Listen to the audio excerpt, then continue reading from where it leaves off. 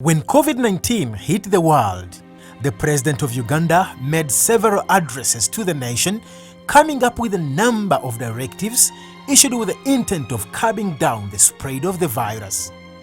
Some of these included the directives to employers that required them to lay off some employees and retain the most essential ones. This greatly affected many workers. Amanya gange nze Kayongo Hakim era nga ndi munnamawulire omutendeke. Naye okuva COVID lwe yajja mu butuufu nyinza okugamba nti ayinza okuba yajjirira nze ng'omuntu. Kyamukisa mubi nti oluvannyuma lwa pulezidenti okuyisa ekiragiro kampuni okutoola ku bakozi, nali omu ku abo abakozi abawummuzibwa ku mulimu. Kayongo Hakim says COVID-19 has greatly affected his life. It has given him a very huge setback, and currently he had to send his dear daughters back to the village. Obulamu bwange ntambuza gye mbutambuzaamu yennyamiza. Kubanze golaba nalina famire yange. Era abaana bange okuli Nasimbwa ne Mutumba nga tebanva ku Lusegere. Ninatuuka ku accident ne mbagamba bannange embeera ekoze eki. Embeera egaanye musooke mugendeke waka. Nali nkola emirimu gyange emirala nga ndi musajja mu kinjaaji nga nina abakozi. Sebo ezo minzaani ez'olaba, buli minzaani yali erina bbuca mweri. Buli minzaani nga nina abakozi ab'enjawulo. Naye abakozi abamu olwa COVID baagenda olw'ensonga nti n'abantu ennyama tebakyagirya. Kati zizo minzaani essaawa zino nandibadde ndi ku mulimu. Naye ne capital yennyini gwe tukozesa takyakola ki?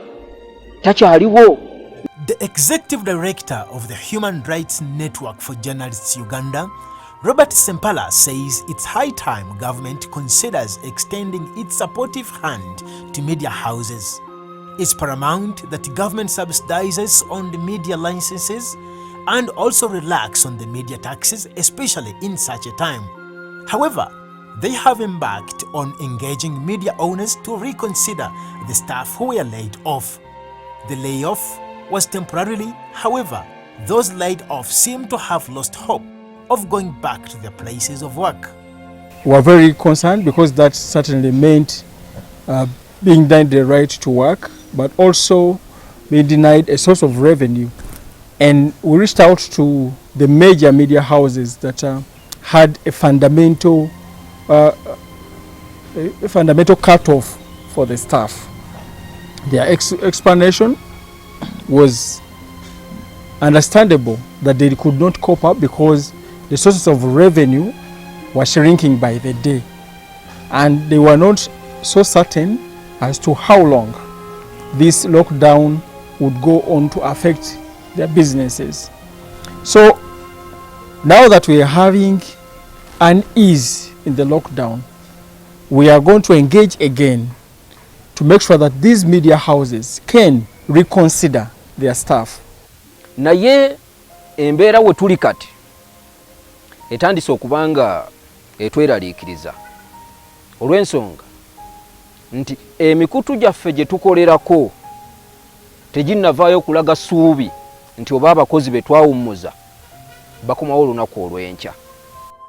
However, this kind of situation has not only affected those in the media fraternity, but across a number of sectors. Chiemba John Bosco, a professional teacher, has equally suffered due to COVID-19. As a teacher, I've been greatly affected by COVID-19 because you remember schools were closed on 18th March 2020, and since the month was still in the middle, we hadn't received the salary for March. Of course, we were given a small token, hoping that schools were to open soon. Unfortunately, it didn't happen that way.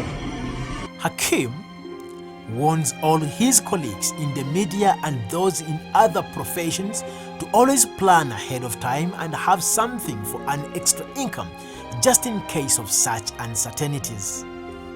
Temutuula muyiye ebirala mutandike obulimu obutonotono nga kyomanyi nti singa enkya rediyo engoba singa enkya TV empummuza wano wensobola okutuukira. Ekitali ekyo TV ejja kuwummuza, rediyo ejja kuwummuza, otandike ogende eggomba. COVID-19 has greatly affected many workers. Many have been terminated, and while those who are still working, their salaries have been slashed. Abdulatif Mukasa, Record TV, Kampala.